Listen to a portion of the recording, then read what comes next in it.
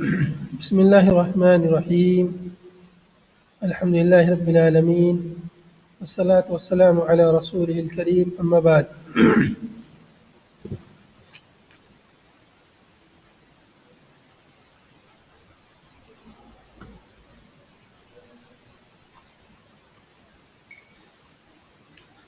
بسم الله الرحمن الرحيم. الحمد لله رب العالمين، والصلاة والسلام على رسوله الكريم، أما بعد. قال الإمام أبو داود رحمه الله: کتاب الادب. کتاب الادب آج ہم پڑھیں گے انشاءاللہ.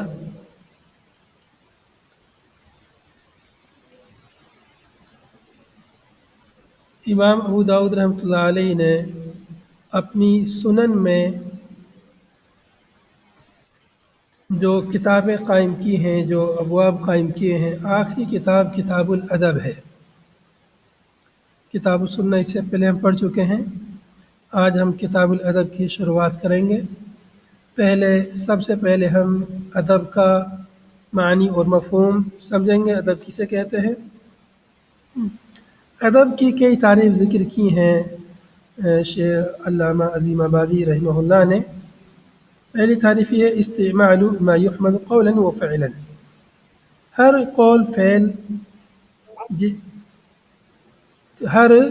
قول اور فعل جس کو مستحسن اچھا سمجھا جائے، جس پر تعریف کی جائے، اس قول اور فعل کا استعمال یہ ادب کہلاتا ہے. یعنی کوئی بھی بات ہو، کوئی بھی کام ہو، جس پر تعریف کی جائے، اس کی حمد و ستائش بیان کی جائے، وہ کام، وہ فعل ادب ہے. دوسری تعریف ادب کی یہ کی ہے: الاخذ بمکارم الاخلاق. مکارم اخلاق کو لینا، اپنانا، اچھے اخلاق، بہترین اخلاق کو اپنانا، یہ ادب ہے. ایک تیسری تعریف یہ کی گئی ہے: الوقوف مع المستحسنات.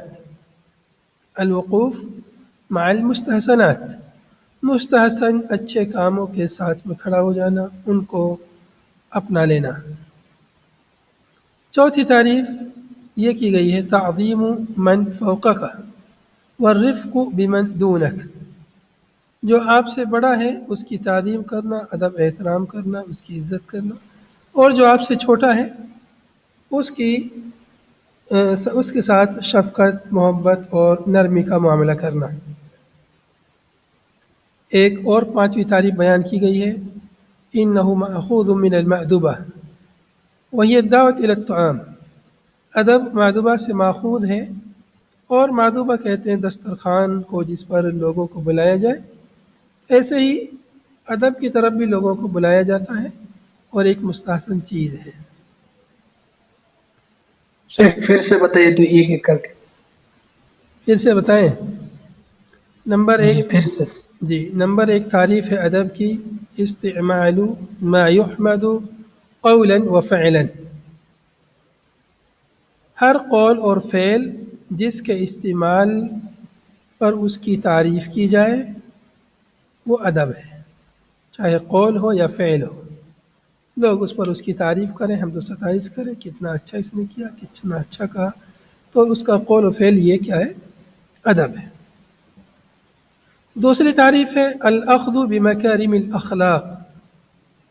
مکارم اخلاق کو اپنانا، لے لینا، قبول کرنا، عمل کرنا. مکارم اخلاق، اچھے اخلاق، اخلاق محمودہ، اخلاق محمود کو اپنانا، یہ ادب کہلاتا ہے. تیسری تعریف ہے الوقوف مع المستحسنات. متقارب تعریفیں ہیں سب، الفاظ کا فرق ہے زیادہ تر. الوقوف مع المستحسنات، مستحسن، اچھی چیز، اچھے اعمال، اچھے افعال کو اپنا لینا، ان کے ساتھ کھڑا ہو جانا. چوتھی تعریف ہے تعظیم من فوقک والرفق بمن دونک. تعظیم، جو آپ سے بڑے ہیں ان کی تعظیم کرنا، ان کا ادب احترام کرنا، ان کی عزت کرنا، اور جو آپ سے چھوٹے ہیں ان کے ساتھ نرمی، رفق، لین اور شفقت و مہربانی کرنا. 5ویں تعریف ہے انہو مأخوذ من المأدوبہ وہی الدعوت الی الطعام، ادب مأدوبہ سے ماخوذ ہے۔ مأدوبہ دسترخوان کو کہتے ہیں یا کھانے کی طرف دعوت کو مأدوبہ کہتے ہیں۔ تو ادب میں بھی بلایا جاتا ہے ادب کی طرف، اور دسترخوان کی طرف بھی لوگوں کو بلایا جاتا ہے کھانا کھانے کے لیے۔ اس اعتبار سے بعض نے کہا ہے کہ ادب مأدوبہ سے ماخوذ ہے۔ یہ إنه چند مأخوذ من المأدوبة. وہی الدعوت الی الطعام، یہ چند تعریفیں ہیں جو ادب کی بیان کی گئی ہیں۔ ان کا مفہوم تقریباً قریب ہے، سب کا مفہوم پانچویں تعریف 5ویں اردو تعریف میں ہے انه ماخوذ من المأدوبہ وہی الدعوت الی الطعام، مأدوبہ سے ماخوذ ہے جس کا مطلب ہوتا ہے دسترخوان، کھانے کھانے کی جگہ یا کھانا کھانے کی دعوت۔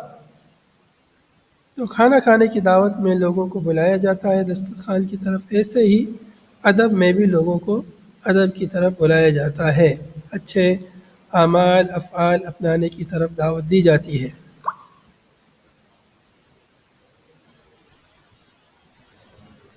پہلا باب ہے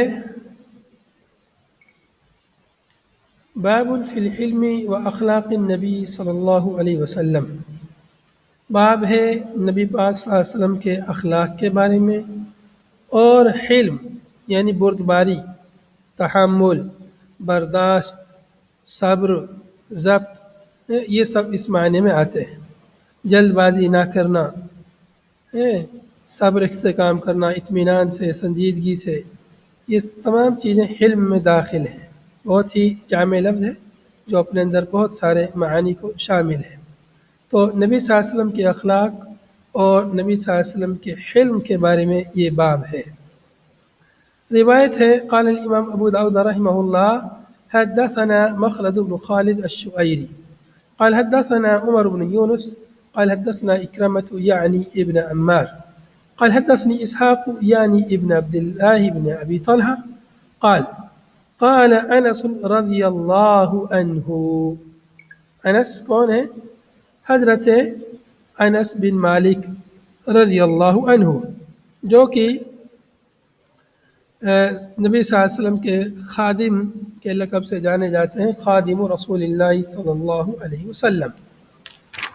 حضرت انس رضی اللہ عنہ سے روایت ہے، کہتے ہیں کہ کان رسول اللہ صلی اللہ علیہ وسلم من احسن الناس خلقا، رسول اللہ صلی اللہ علیہ وسلم لوگوں میں سب سے اچھے تھے اخلاق کے اعتبار سے، یعنی آپ صلی اللہ علیہ وسلم کا اخلاق لوگوں میں سب سے بہترین تھا، سب سے اچھے اخلاق کے مالک تھے آپ۔ فارسلنی یوما لحاجتی، اب آپ صلی اللہ علیہ وسلم کے اخلاق کی ایک مثال بیان کر رہے ہیں۔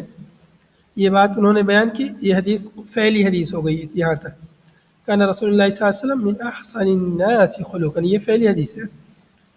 تو رسول اللہ صلی اللہ علیہ وسلم لوگوں میں سب سے بہتر تھے، کون بیان کر رہے ہیں؟ حضرت انس رضی اللہ عنہ۔ اب آپ صلی اللہ علیہ وسلم کے اخلاق کی مثال وہ بیان کی ہے، فارسلنی یوما لحاجت، ایک دن آپ صلی اللہ علیہ وسلم نے مجھے ایک ضرورت کے تحت بھیجا، فارسلنی مجھے بھیجا آپ نے، یومن ایک دن، لحاجت کسی ضرورت کے تحت، کسی کام کے لیے بھیجا۔ فقلت میں نے کہا واللہ لا اذهب، حضرت انس کہتے ہیں میں نے کہا اللہ کی قسم میں نہیں جاؤں گا، وفی نفسی ان اذهب، اور میرے نفس میں میرے دل میں یہ تھا کہ میں جاؤں گا، ویسے زبان سے تو میں نے کہہ دیا اللہ کی قسم نہیں جاؤں گا، لیکن من میں تھا میں جاؤں گا، میں کروں گا جو کام آپ نے کرنے کو کہا ہے۔ وفی نفسی ان اذهب لما امرنی به نبی اللہ صلی اللہ علیہ وسلم، اور نفس میں میرے من میں دل میں یہ تھا کہ میں جاؤں گا وہ کام کرنے جس کا نبی صلی اللہ علیہ وسلم نے مجھے حکم دیا ہے۔ قال فخرجت، حضرت انس کہتے ہیں میں نکل گیا وہاں سے، جس کام کے لیے آپ نے بھیجا تھا اس کام کے لیے نکل گیا۔ حتی امر علی صبیان، یہاں تک کہ میں کچھ بچوں کے پاس سے گزرا، وہم یلعبون فی السوق، اس حال میں کہ وہ بازار میں بچے کھیل رہے تھے، کچھ بچے کھیل رہے تھے بازار میں، ان کے پاس سے گزر ہوا، چونکہ بچے تھے اور بچوں کو دیکھا کھیلتے ہوئے تو بچوں میں کھیلنے لگ گئے، اور جس کام کے لیے نبی صلی اللہ علیہ وسلم نے بھیجا تھا اس کام کو بھول گئے، حالانکہ وہ کام کرنے کے لیے نکلے تھے، اور کہہ دیا تو نہیں جاؤں گا، اور ویسا ہی ہو گیا، نہیں جانے والا کام۔ وہاں سے نکلے تھے، نبی صلی اللہ علیہ وسلم سمجھے کہ ہاں وہ کرنے گئے ہیں، لیکن جب دیر ہو گئی اور وہ نہیں آئے تب نبی صلی اللہ علیہ وسلم بذات خود نکلے اور ان کو دیکھنے کے لیے گئے کہ گئے ہیں کہ نہیں گئے ہیں۔ فَإِذَا رَسُولُ اللَّهِ صلی اللہ علیہ وسلم قَابِضٌ بِقَفَايَا مِنْ وَرَائِي، تو میں کیا دیکھتا ہوں کہ رسول اللہ صلی اللہ علیہ وسلم پکڑے ہوئے ہیں میری گدی کو میرے پیچھے سے۔ قابض قفا مطلب گدی، قفایا میری گدی، من ورائی میرے پیچھے سے نبی صلی اللہ علیہ وسلم نے میری گدی پکڑ لی۔ کیونکہ میں گیا نہیں تھا کام کرنے کے لیے جس کام کے لیے آپ نے بھیجا تھا، اور بچوں میں کھیلنے لگا، نبی صلی اللہ علیہ وسلم آئے چپکے اور پیچھے سے ان کی گدی پکڑ لی۔ فنظرت الیہ وہو یضحک، میں نے آپ کی طرف دیکھا مڑ کر کے تو آپ مسکرا رہے تھے، ہنس رہے تھے، یعنی میں نے آپ صلی اللہ علیہ وسلم کے کام کو نہیں کیا، آپ نے حکم دیا، میں نے قسم کھائی نہیں کروں گا، پھر وہاں سے نکل گیا، پھر کام کیا نہیں، اس کے باوجود بھی نبی صلی اللہ علیہ وسلم مسکرا رہے تھے، ہنس رہے تھے، غصہ نہیں ہو رہے تھے کتنی میں نے نافرمانی کی ہے۔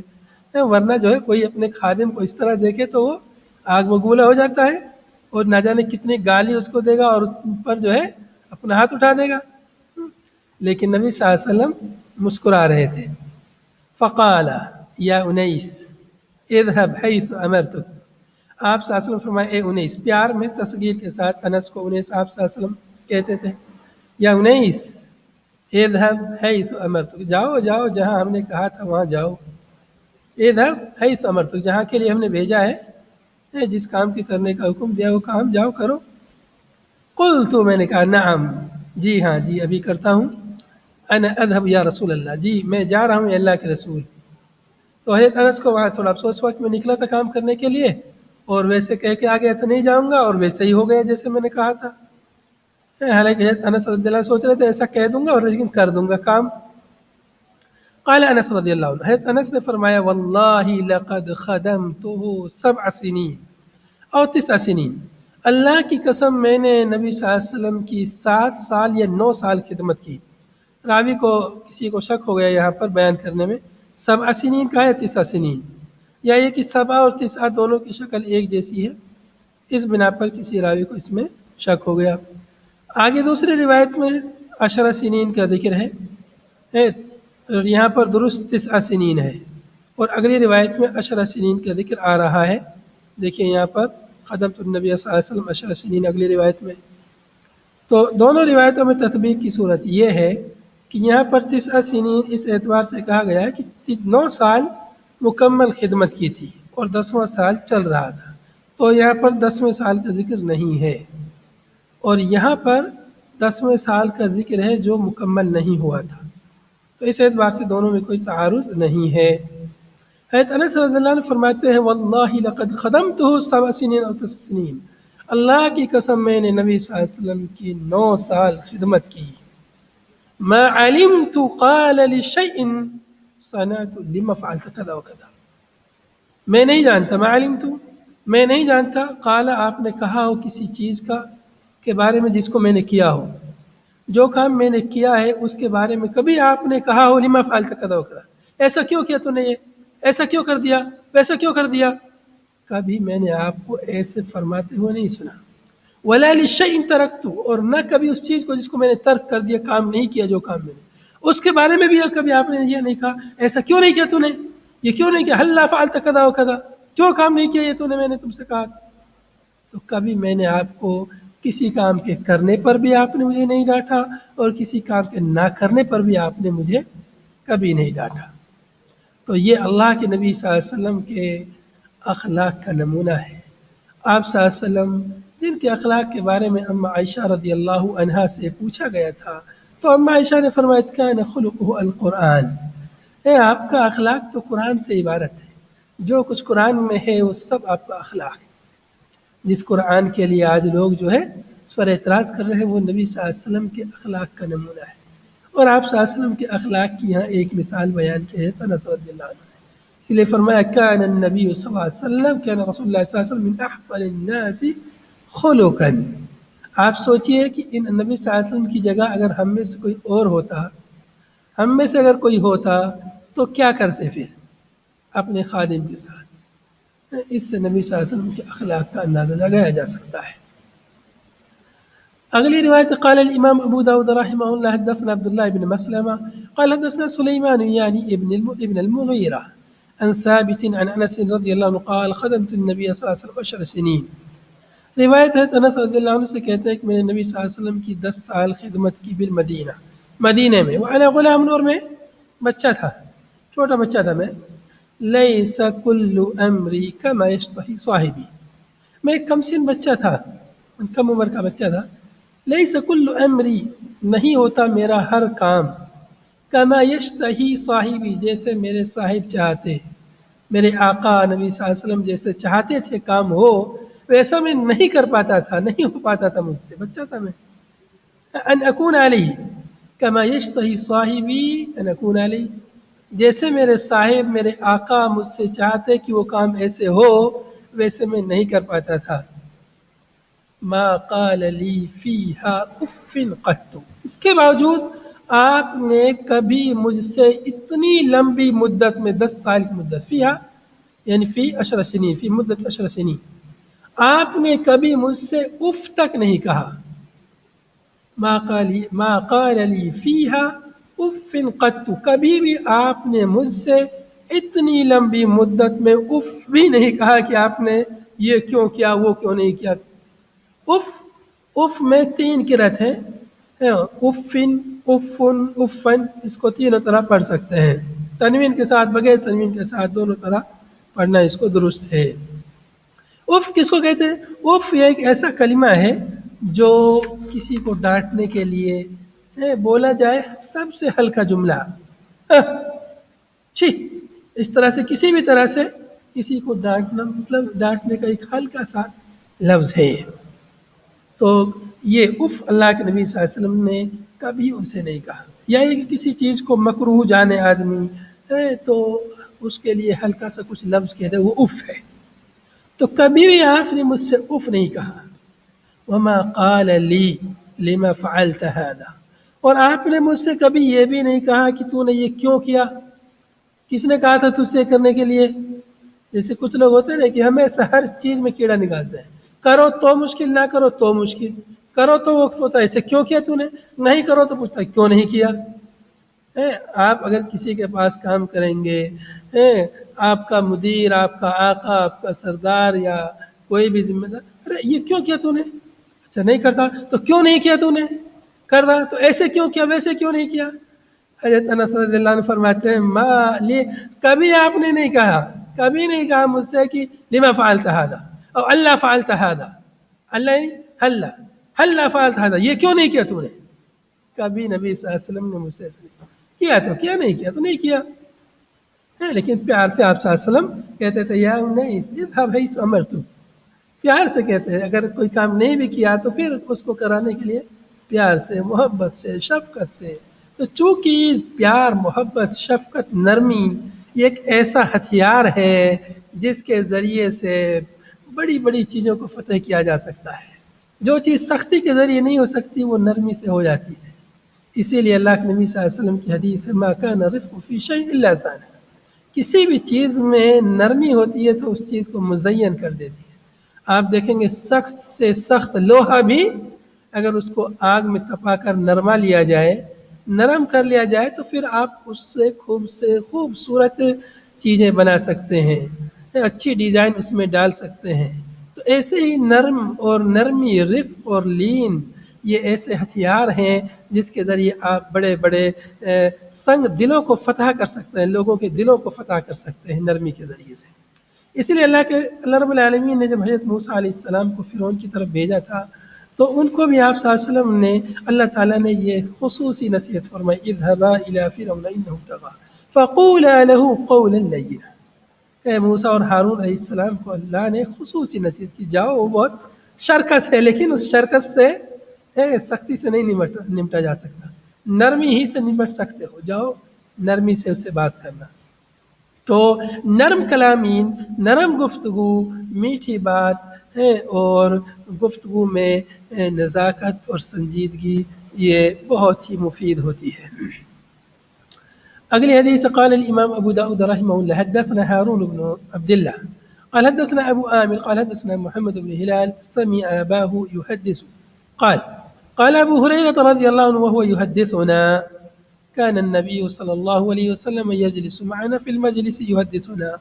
حضرت ابو ہریرہ رضی اللہ عنہ کہتے ہیں اس حال میں کہ وہ ہم سے حدیث بیان کر رہے تھے کہ نبی صلی اللہ علیہ وسلم یجلس معنا فی المجلس، بعض نسخوں میں مسجد ہے یہاں مجلس کی جگہ پر، کہ رسول اللہ صلی اللہ علیہ وسلم نبی صلی اللہ علیہ وسلم ہمارے ساتھ مجلس میں یا مسجد میں بیٹھتے تھے، یحدثنا آپ ہمیں حدیث بیان کرتے تھے، فَإِذَا قَامَ قُمْنَا جب آپ صلی اللہ علیہ وسلم کھڑے ہو جاتے حدیث بیان کر کے درس دے کے کھڑے ہو جاتے تب ہم کھڑے ہوتے، قمنا قیاما تو ہم بھی کھڑے ہو جاتے، حتی نراہ قد دخل بعد بیوت ازواجہ یہاں تک کہ ہم آپ کو دیکھتے کہ آپ اپنی ازواج مطہرات میں سے کسی کے گھر میں داخل ہو گئے، چونکہ نبی صلی اللہ علیہ وسلم کی ازواج کے گھر مسجد سے متصل تھے، مسجد کے مغرب کی سائیڈ میں دیگر ازواج مطہرات کے حجرے تھے، اما عائشہ کا حجرہ مسجد کے یعنی جب قبلے کی طرف رخ کریں گے تو بائیں طرف اما عائشہ رضی اللہ عنہ کا حجرہ تھا، حضرت فاطمہ کا حجرہ تھا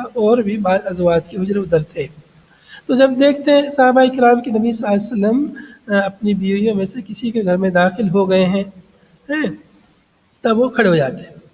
فحدثنا یوما ایک دن آپ صلی اللہ علیہ وسلم نے ہم سے حدیث بیان کی، فقمنا حین قام جس وقت آپ کھڑے ہو گئے تب ہم کھڑے ہوئے، فنظرنا الی اعرابی ہم نے دیکھا ایک دیہاتی کی طرف، قد ادرکہ اس دیہاتی نے آپ کو پکڑ لیا ہے، فجبزہ بردائہ اور اپنی چادر سے آپ کو گھسیٹا، فجبزہ بردائہ آپ کے اوپر چادر ڈال کر آپ کو کھینچ رہا ہے۔ دیہاتی آدمی تھا، عقل و شعور اس کو نہیں تھی، نبی صلی اللہ علیہ وسلم کا ادب احترام جانتا نہیں تھا۔ جبزہ یعنی جبزہ کا مطلب جذبہ ردائی نبی صلی اللہ علیہ وسلم کی چادر جو تھی اسی کو آپ کے گلے میں لپیٹ کر اور وہ آپ کو گھسیٹ رہا ہے۔ فحمر رقبتہ اس کی وجہ سے آپ کی گردن سرخ ہو گئی، آپ کی گردن سرخ ہو گئی اس چادر کی وجہ سے۔ قال ابو ہریرہ حضرت ابو ہریرہ رضی اللہ عنہ فرماتے ہیں کہ وکان رداء خشنا وہ چادر جو ہے بہت سخت چادر تھی، ایک خردوری چادر تھی، ایسی نرم ملائم آج کے زمانے کے ایسے کپڑے نہیں تھے یا ریشم کے کپڑے نہیں تھے، اس وقت ریشم کے نرم ہوتے تھے، تو وہ سخت چادر تھی یا خردوری چادر تھی۔ فالتفت تو آپ صلی اللہ علیہ وسلم متوجہ ہوئے، وقال له الاعرابی تو اس اعرابی نے آپ سے کہا احمل لی علی بعیری ہذین میرے لیے ان دو اونٹوں پر گلے سے لاد دو، احمل لی علی بعیری ہذین میرے ان دونوں پر میرے لیے لاد دو یعنی گلہ لاد دو۔ اس میں لفظ نہیں ہے کیا لاد دو، لیکن مراد وہی تھا کھانے پینے کی چیزیں جو آپ کے پاس زکوٰۃ صدقات خیرات کی آتی ہیں اس میں سے میرے لیے لاد دو، ایسا اس نے کہا۔ پھر کیا ہوا؟ فإنک لا تحمل لی من مالک اور دیکھیے اس دیہاتی کا اسلوب دیکھیے کیا کہتا ہے کہ اگر لاد بھی دو گے تو اپنے مال میں سے نہیں لادو گے۔ فإنک لا تحمل لی من مالک آپ لادو گے تو کوئی احسان نہیں کرو گے، آپ اپنے مال میں سے نہیں لادو گے، ولا من مال ابیک اور نہ اپنے باپ کے مال میں سے لادو گے۔ اس طرح بڑی ڈیرنگ کے ساتھ اور بہت ہی گستاخانہ انداز میں نبی صلی اللہ علیہ وسلم کے آ کے پاس اور اس قدر تعامل کے ساتھ آ کے کہنے لگا۔ اب سوچیے آپ کے ساتھ اگر کوئی ایسا کرے تو آپ کیا کریں گے، سوچیے۔ فقال النبی صلی اللہ علیہ وسلم نبی صلی اللہ علیہ وسلم فرمایا لا نہیں، مطلب ہاں میں نہیں اپنے مال میں سے نہیں دوں گا یا اپنے باپ کے مال میں سے نہیں دوں گا، ٹھیک ہے استغفر اللہ اور میں اللہ سے اپنے گناہ کی معافی طلب کرتا ہوں۔ لا واستغفر اللہ لا واستغفر اللہ نہیں ٹھیک ہے میں اپنے مال میں سے نہیں دوں گا لیکن اللہ سے میں اپنے گناہ کی معافی طلب کرتا ہوں اگر مجھ سے کوئی گناہ ہوا ہے۔ لا احمل لک حتی تقیدنی ہاں لیکن میں تجھے جب تک نہیں دوں گا، جب تک تمہارے لیے نہیں لا دوں گا، جب تک تو مجھے بدلہ نہیں دے گا من جذبتک التی جبستنی اس رگڑ کا جو تو نے مجھے رگڑ لگائی چادر سے۔ جو چادر سے مجھے گھسیٹا ہے، کھینچا ہے، اس کھینچنے کا بدلہ جب تک تو مجھے نہیں دے گا تب تک میں نہیں دوں گا۔ نبی صلی اللہ علیہ وسلم نے اس کو دیکھا کہ یہ کیا سوچتا ہے، کیا بدلہ دیتا ہے کہ نہیں دیتا ہے، اس نے غلطی کی ہے، اس نے مجھے تکلیف پہنچائی ہے، اب اس کو دیکھو کہ یہ بدلہ دیتا ہے کہ نہیں دیتا۔ حالانکہ نبی صلی اللہ علیہ وسلم نے کبھی اپنی ذات کے لیے کسی سے انتقام نہیں لیا، لیکن اس کو دیکھنا چاہ رہے تھے وہ کیا کہتا ہے۔ فَكُلُّ ذَلِكَ يَقُولُ لَهُ الْأَعْرَابِيُّ وَاللَّهِ لَا أَقِيدُكَهَا۔ یہ اس تمام کے جواب میں اعرابی یہی کہتا کہ اللہ کی قسم میں تجھے بدلہ نہیں دوں گا، لا عقید کہا، میں تجھے بدلہ نہیں دوں گا۔ فذکر الحدیث، آگے راوی نے حدیث بیان کی واقعہ پورا۔ قال ثم دعا رجلا فقال له، پھر آپ صلی اللہ علیہ وسلم نے ایک آدمی کو بلایا اور اس سے کہا احمل له على بعیریہ هذین، اس کے لیے ان دونوں اونٹوں پر لاد دو، اس کے لیے دے دو باللہ۔ جو زکوٰۃ وغیرہ کے صدقات کے اموال پر جو آدمی معمور تھا اس کو آپ نے حکم دیا کہ جاؤ اس کے لیے دے دو۔ علی بعیر شعیرا وعلی الاخر تمرا، ایک اونٹ پر جو ہے اس کے لیے جو دے دو اور دوسرے پر اس کے لیے کھجور دے دو، جاؤ دے دو اس کے لیے، اس کو دفع کرو یہاں سے۔ ثم التفت الینا، پھر آپ صلی اللہ علیہ وسلم ہماری طرف ملتفت ہوئے، متوجہ ہوئے۔ فقال، تو آپ صلی اللہ علیہ وسلم انصرفوا علی برکت اللہ، چلو چلو اللہ کا نام لے کے چلو، اللہ برکت اللہ، اللہ کی برکت پر امید رکھتے اور چلو، یہ سب ہوتا رہتا ہے، دیہاتی آدمی ہے، اس کو عقل و شعور ہے نہیں، چلو کوئی بات نہیں کر دیا کس نے، اللہ تعالیٰ جو ہے اس کا ہمیں بدلہ دے گا۔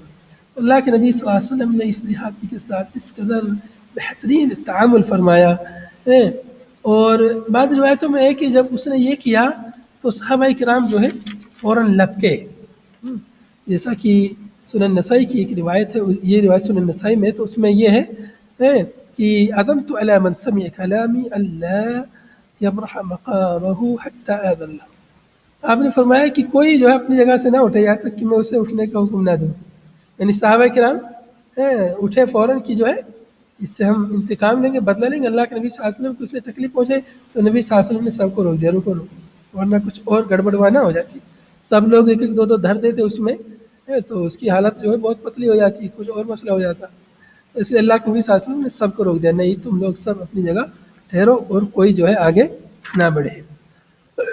یہ روایت جو ہے اس کی سند میں ایک راوی ہلال بن ابی ہلال، اس کو علماء نے مجہول کہا ہے۔ یہ محمد بن ہلال اپنے والد سے انہو سمع اباہ، انہوں نے اپنے والد سے سنا، ان کے والد تھے ہلال بن ابی ہلال، تو یہ راوی جو ہے مجہول ہے، اس بنا پر حدیث کی سند ضعیف ہے، لیکن اللہ کے نبی صلی اللہ علیہ وسلم کے حسن اخلاق کی اور بے شمار مثالیں ہیں۔ آپ کے حسن اخلاق کی وہ مثال لے لیجیے جس میں وہ دیہاتی نے آپ کے اوپر تلوار کھینچی تھی، آپ نے اس کو بھی معاف کر دیا، کتنے لوگوں کو آپ نے معاف کیا، آپ کو تکلیف پہنچائی، مکے والوں نے کس قدر تکلیف پہنچائی تھی آپ کو، لیکن جب مکہ فتح کیا تو آپ سے کا کیا فرمایا، اذهبوا وانتم الطلقاء، جاؤ سب تم لوگ آزاد، کسی سے ہم بدلہ نہیں لیں گے آج۔ تو اللہ کے نبی صلی اللہ علیہ وسلم کے حسن اخلاق کی اور اس طرح کی بے شمار مثالیں موجود ہیں۔ اگلا باب ہے باب فی الوقار، وقار کے بارے میں ایک حدیث ہے، اس میں اس کو پڑھ لیتے ہیں۔ وقار، وقار یہ مطلب سنجیدگی، وقار سنجیدگی، عظمت اور حلم، رزانت، یہ سب معنی وقار میں داخل ہے۔ تو وقار کے بارے میں آدمی کے اندر سنجیدگی، اچھا اخلاق یہ مانا جاتا ہے، تو اس لیے اس میں اس سلسلے میں حدیث مؤلف نے ذکر کی ہے۔ قال الإمام أبو داود رحمه الله حدثنا النفيلي قال حدثنا قابوس بن أبي ذبيان أن أباه حدثه قال حدثنا عبد الله بن عباس رضي الله عنهما أن النبي الله صلى الله عليه وسلم قال، عبد الله بن عباس رضی اللہ عنہما سے روایت ہے کہ نبی صلی اللہ علیہ وسلم نے ارشاد فرمایا ان الهدي الصالح والسمت الصالح والاقتصاد جزء من 25 جزءا من النبوة۔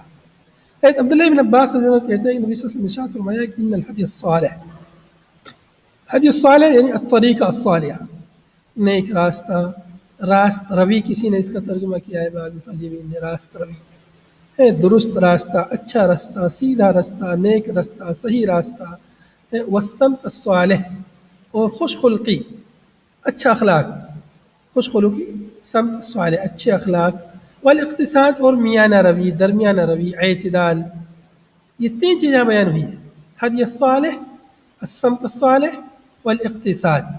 ان کے بارے میں فرمایا جزء من 25 جزء من النبوہ، یہ چیز نبوت کے 25 اجزاء میں سے ایک جز ہیں، ایک حصہ ہے۔ اگر نبوت کی باتوں کا، چیزوں کا اگر حصے کیے جائیں 25، تو 25 میں سے ایک حصہ یہ تین چیزیں ہیں، الہدی الصالح، اچھا راستہ، اور حسن خلقی، اور اقتصاد، میانہ روی، درمیانہ روی، نبوت کے 25 حصوں میں سے ایک حصہ ہے۔ نبوت کے 25 حصوں میں سے ایک حصہ ہے، یعنی 1/25، تو اس کا مطلب یہ ہوا کہ یہ تینوں اخلاق، یہ تینوں چیزیں ان اخلاق میں سے، ان چیزوں میں سے ہیں جو اللہ رب العالمین نے انبیاء کرام کو عطا فرمائی، جو چیزیں اللہ تعالیٰ نے انبیاء کرام کو عطا فرمائی تھی، جو خصلتیں، جو اچھی چیزیں جن سے اللہ تعالیٰ نے انبیاء کو نوازا تھا، ان میں سے یہ ہیں۔ اس لیے انسان کو چاہیے کہ وہ ان کو اپنائے اور ان پر چلے اور ان کی اقتداء کرے۔ اس طرح سے اس حدیث میں بظاہر وقار سنجیدگی کا لفظ نہیں ہے جو باب یہاں پر قائم کیا مؤلف نے، لیکن اس مفہوم مؤلف نے اخذ کیا ہے ان تمام اوصاف کا جن کا حدیث میں ذکر آیا ہے، کہ ان تمام کو وقار سے ہم تعبیر کر سکتے ہیں۔ ان تمام کے لیے مؤلف نے وقار کے لفظ کو چنا ہے اور اس طرح سے یہ باب قائم کیا ہے۔ هذا وصلی اللہ وسلم علی نبینا محمد وعلى آله وصحبه أجمعين، سبحانك اللهم وبحمدك، نشهد أن لا إله إلا أنت، نستغفرك ونتوب إليك، والسلام عليكم ورحمة الله وبركاته.